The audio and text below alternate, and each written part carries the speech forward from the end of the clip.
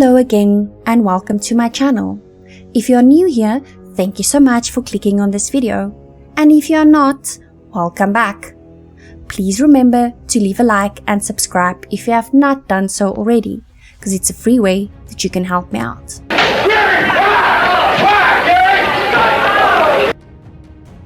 Leon Gary Plauché was born on November 10, 1945, in Baton Rouge, Louisiana. He served in the United States Air Force for a few years, and during that time he received the rank of First Sergeant. After his days in the military were over, Gary worked as a cameraman for a regional news station and later became an equipment salesman. Gary married his wife June, who was once an aspiring singer, and together they had 4 children, 3 sons and 1 daughter. They had been married for several years before separating in mid-1983, and Gary moved out of the house but still kept a close relationship with his children.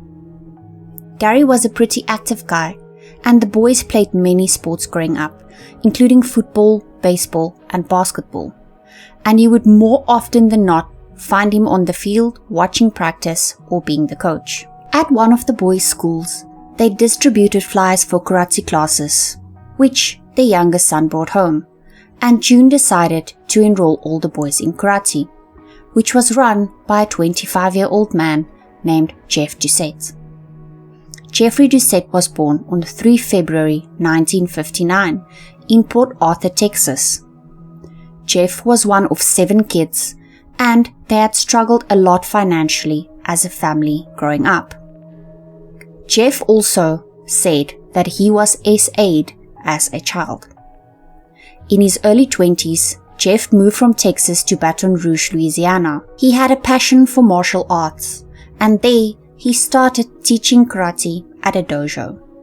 At 25, Jeff was basically living out of the dojo and could barely afford enough to eat, and he slowly started racking up some debt. Jeff was not known to have many friends or family in the area, but he became very close to his students. The students adored Jeff, and parents had only great things to say about him. He created a very strong bond with all the children who attended his class, to the point of even taking some of them on trips to the movies and out to lunch. But what the parents did not know is that whilst he was living in Texas, he was accused of SA against minors and was even charged once, but his records were expunged. Surprise, surprise. The Plauché kids adored Jeff and moved to kindness. The family regularly invited him to have dinner with them or go on outings that they would go to, and he would hang out with the kids often. He would sometimes even drop the kids at school or pick them up when Gary and June were too busy, so he would help them out.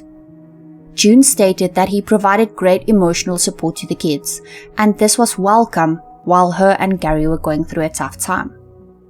There were some rumors doing the rounds that Jeff and June had gotten involved romantically, but those rumors have never been confirmed, and they don't seem to be true at all. Jeff got especially close to one of the Plauché boys named Jody, who was born in 1972 and was 10 at the time. It also seemed like Jody began idolizing his school older friend. In the school newspaper, Jody was even quoted saying, "He's all of our best friend," when speaking about their karate instructor. Even though Jody was very active, he soon quit football and basketball to spend more time on karate.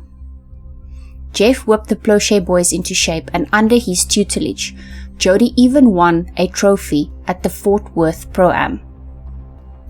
But soon he started telling his parents that he didn't want to go to karate. Jeff would show up and drag him to karate.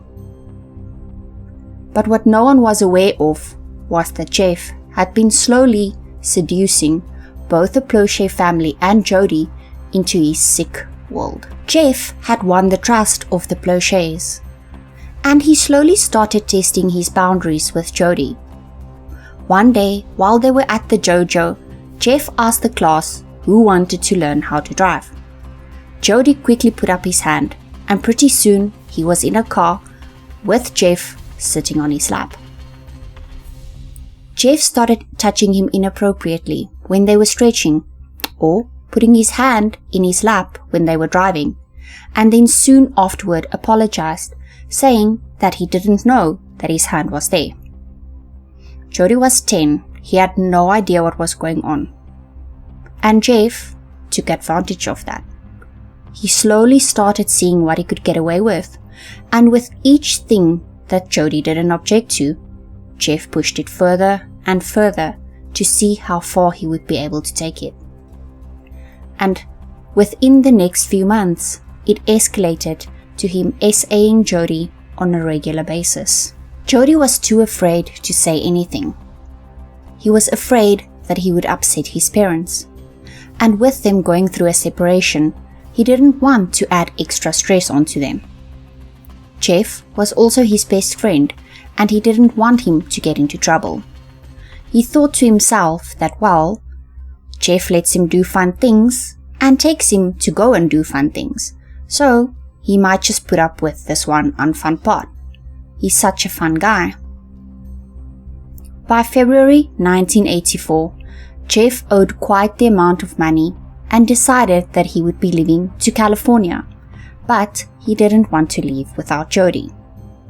So, Jeff Doucet took his abuse of Jody to a whole other level when he set about his plan to kidnap Jody. Jeff asked the then 11-year-old Jody if he wanted to go to California, to which Jody replied, "Sure," of course not knowing what the full plan was. He was only 11. I'm sure his young mind couldn't fathom the idea of living with Jeff forever. The series of events that would change the Plauche family's life forever was set in motion on Sunday, February 19, 1984. Jeff Doucet drove with his brother to Jody's mom's house, where he was dropped off. Jeff then asked June whether he could borrow her car. He said that him and his brother were working on a house and they were busy installing carpeting, and he wanted to show Jody. Jeff had at that point become almost like a part of the family, and she had no reason not to trust him. So she said, "Yeah, use my car," but that he should not keep Jody out for too long. He said thank you and told her that they'd be back in 15 minutes, and he set off with Jody. Little did June or even Jody know that Jeff Doucet wasn't taking Jody on a ride in the neighborhood. Instead, Doucet would take Jody to his mother's house in Texas with June's car. An hour passed and the two of them were still not back, which didn't worry her too much. Another hour passed and June started wondering where they were. More time passed and June started getting worried. She contacted Jeff's family in Texas, who she had been familiar with. His mom informed June that in fact Jody and Gary were actually there.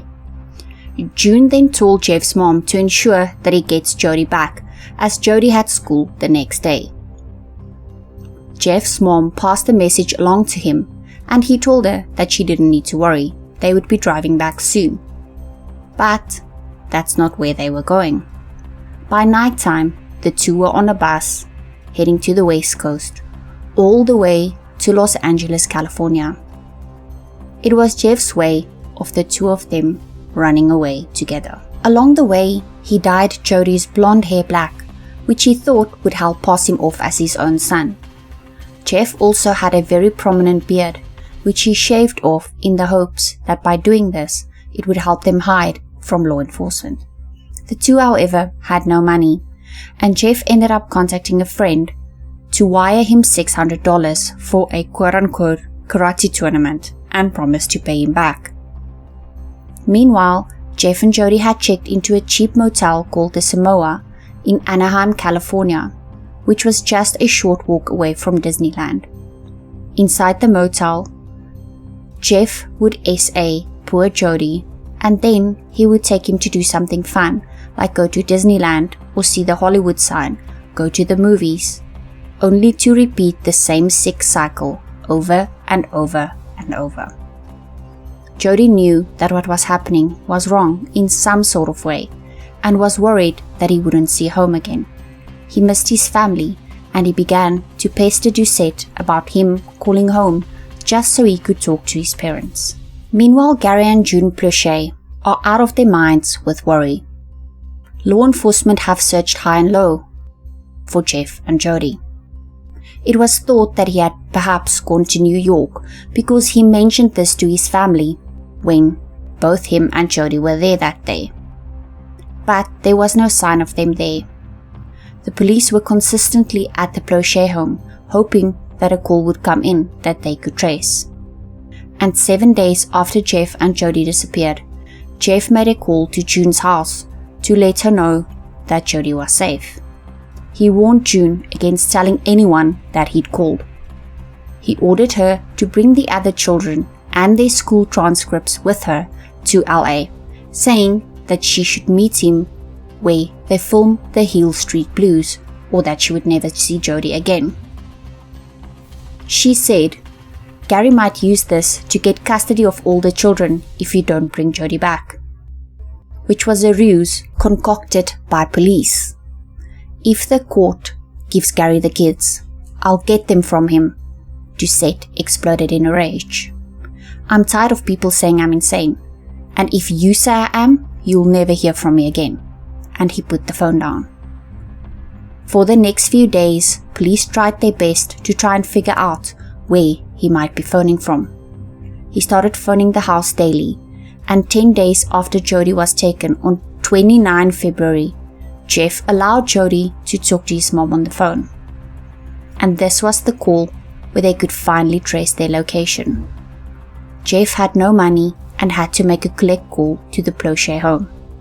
June accepted the call, and afterward, when the call was finished, the operator would come on and give you the charges for the call, etc., which is how the police were able to determine exactly where the call was made from. LA police immediately went to the location and they kicked the door down. I hear this banging on the door, and the guy was yelling, "Break, break, police." And I heard the phone hit the table, and I could still hear them, "Get up against the wall, get up." And then boom, it goes dead. 30 minutes, an hour later, this man calls back, and all I said, we got him. I said, "I don't care about him. Where's my son? Where's Jody?" And he goes, "Oh, we've got him. He was right there in the room." Jeff was immediately arrested and charged with aggravated kidnapping. Jody was taken to the hospital where they checked him out and they did a test to see whether he had in fact been SA'd. Jody understood that this test would prove that Jeff had done to him what he did, but he still decided to remain quiet. He was then taken to the police station where he was questioned about his time with Jeff. He told them the truth about everything, apart from what Jeff did to him. He was asked over and over and over again, but he still said that Jeff did not touch him in that way. Jody returned to Baton Rouge on 1 March 1984, and Gary and June were both there to greet their son. Gary Plauché is seen sobbing as he hugs his son, kissing his head over and over again. Jody barely reacts or moves, too traumatized by the ordeal and frightened of the huge media presence, but he seems physically unharmed. By this point, his parents didn't know the extent of what had happened to Jody. When he was back in Baton Rouge, he was questioned again, and he still maintained that Jeff had not touched him. At the airport. As a parent in your position, did you learn anything from this? Just how much I love my children. Or maybe a little bit more protective or overprotective, I don't know.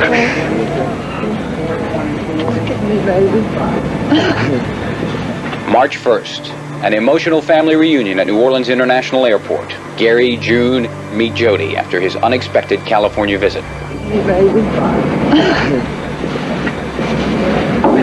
Where's that gorgeous blonde hair? Are you okay? Honey, are you okay? How do y'all feel now? Fantastic. Fantastic. It looks good. I love that back. No, he doesn't at all. What do you think about this whole thing? I don't know. There was just nothing like it. He was there. He was okay. He was home. I finally knew for the first time in 10 days where my son was. Meanwhile, Jeff was kept locked up in LA, where he was questioned, and during this questioning, he admitted to the police that he had in fact SA'd several children, and he couldn't even give them a number. He also refused extradition back to Baton Rouge. A week after Jody was back home, the test they did on him came back showing that he was assaulted.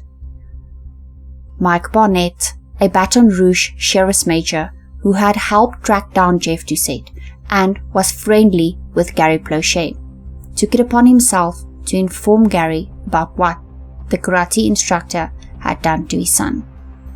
He had to tell Gary the difficult news that his poor 10-11-year-old baby boy had been groomed and assaulted by this man that they trusted. Gary was rightfully so horrified and told Barnett, "I'll kill the SOB." I think a reaction that most parents would have, right? Jody couldn't deny what happened to him anymore, and he finally came clean to his parents and felt like a huge weight had been lifted off his shoulders. Jeff had been refusing to be extradited back to Baton Rouge for 2 weeks after the events. By this point, June had lost 20 pounds because she was not eating while Jody was kidnapped, and even though his son had been found and was now safe, Gary remained on edge. He spent the next few days inside a local bar called the Cotton Club, trying to drown his pain, and whilst he was there, he would ask fellow patrons whether they thought that Jeff would be brought back to Baton Rouge or tried in California. By mid-March, Jeff had agreed to being extradited back to Baton Rouge, but the date and time of when he would be returned was kept very hush-hush for safety reasons. On the 16th of March, Gary was in the Cotton Club when a WBRZ news exec happened to be out for lunch, and he asked Gary whether they had brought Jeff back yet. Gary said that he had no idea because they probably wouldn't tell him anyway, but he thought that he was already back. Then the exec told him, "No, I think he's coming in today. Let me phone the station and find out for you," which he did. He confirmed to Gary that Jeff was in fact being brought back that day, and that the arrival time for his flight would be 9:08 p.m. Gary got up, left the bar, went home, got his gun, and set off to Baton Rouge Airport. He decided right there and then that one or both of them would die that night. Gary knew some of the news reporters and their crew, and he thought that he might even be recognized by some of the police officers, as he had been friendly with some of them. So he put on a baseball cap and a pair of dark sunglasses and snuck into the airport without being recognized. He sat at a restaurant waiting for Jeff's plane to arrive, where he drank a cup of coffee, and later moved to the bar where he drank a beer. He paced the lobby, checking flight times to see whether the flight would be on time. A WBRZ news crew was busy getting their cameras ready to film the police escorting Jeff Doucet, and Gary quickly moved past them to a bank of payphones where he called a friend. He told his friend that they were on their way, and that he was going to hear a shot, which is when he pulled his weapon, a .38, from his boot, and just as the police officers and Jeff passed by him, and the camera was zoomed in on Jeff's face, he shot him from only 3 feet away, and Jeff immediately fell to the floor. This was all caught on camera and broadcast on live TV. This video is still available online as well, if it's something that you are interested in watching, and I will link it below. Mike Barnett, who was also on the scene, waiting for Jeff to arrive, quickly pushed Gary to the wall, yelling at him, "Why, Gary? Why'd you do it?" and disarm him. To which Gary replied in tears, "If somebody did that to your kid, you'd do it too." Gary immediately let go of his weapon. He had no intentions of harming anyone else. He accomplished what he had wanted. Gary was taken into custody, and the next morning, June sat Jody down to tell him that his dad had shot Jeff. And Jody cried, immediately feeling very angry at his father. This is not what he had wanted. He didn't want Jeff to die. He wanted him to go to prison and serve time. That was good enough for him. Jeff was immediately taken to the hospital, where he fell into a coma, and he passed away the next day on 17 March 1984. Gary was subsequently charged with second-degree murder and told his attorney, "I didn't want him to do it to other kids." 2 days later, Gary was released on a $100,000 bond, and his attorney had him committed to a psychiatric facility, stating that Jody's kidnapping had pushed his father into a psychotic state, in which he was no longer capable of distinguishing right from wrong. Gary remained in the facility for a month, and when he was released, he moved back in with the family, and life soon returned to normal. Although Gary had killed someone who SA'd children, he was still a murderer in the eyes of the law. Therefore, he was put on trial. And while awaiting his trial, his lawyer was adamant that Plauché would not spend a single day locked up once the world learned how carefully Jeff Doucet had gone about grooming Jody Plauché. But it wasn't quite that cut and dry. The degree to which public opinion swayed in Gary's favor was overwhelming. Many said that Gary was anything but a killer, that he was a kind and caring man, and a great father who had done it out of love for his child and for his pride.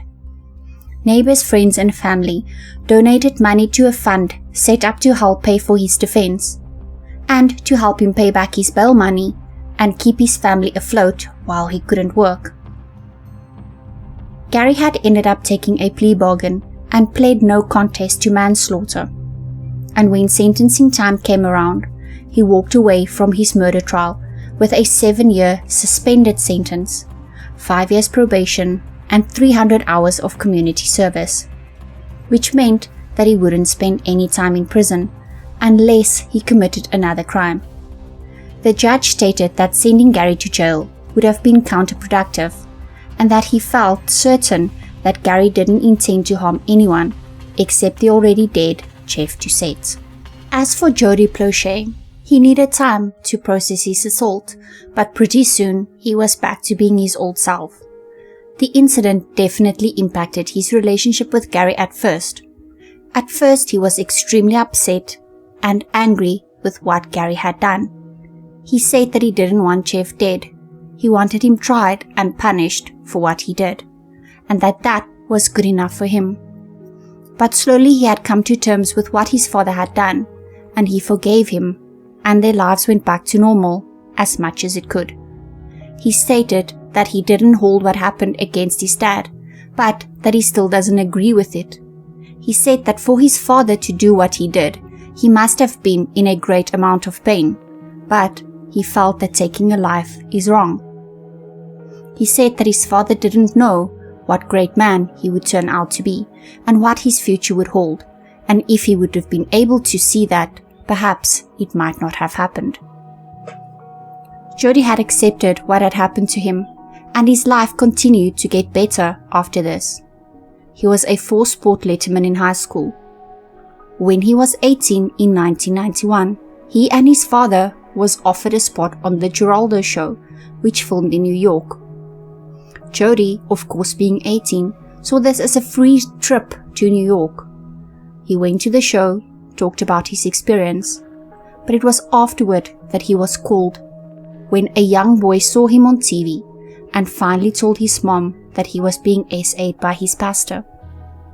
That was when Jody realized that he could use the negative that happened to him and turn it into something positive, and he started his journey to becoming an advocate for victims of SA.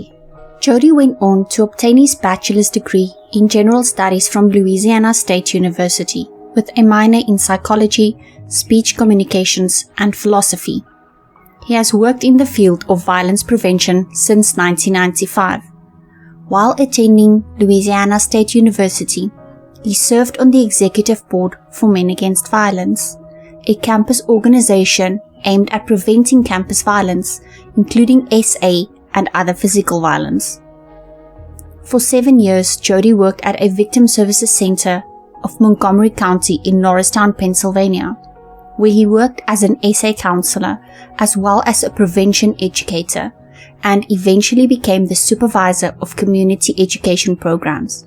He also provided crisis intervention to SA victims on the agency's 24-hour crisis hotline, as well as in person.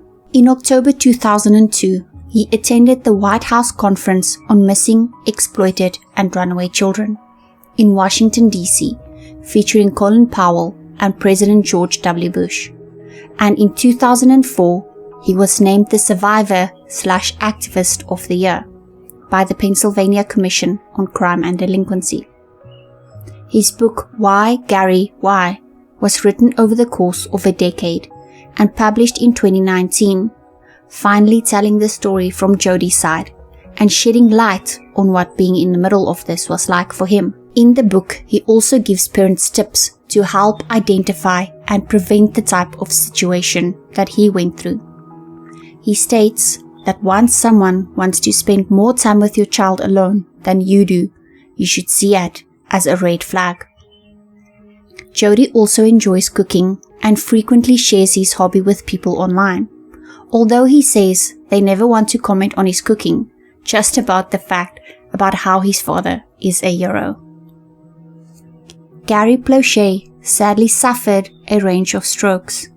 In 2011, he was put in a nursing home, and unfortunately in 2014, he suffered another stroke from which he passed away, leaving behind a weirdly complicated legacy. His obituary describes him as a man who saw beauty in everything. He was a loyal friend to all, always made others laugh, and a hero to many. Jody said that his father was the kindest man that you would ever meet and would literally do anything for anyone in need. And he wished that everyone had known him for more than just what he did to Jeff Doucet. This is an absolute story of turning a negative into a positive. And that is where we will end it today. As always, I would love to hear your thoughts and opinions in the comment section down below. If you have gotten this far, I really appreciate your support so very much.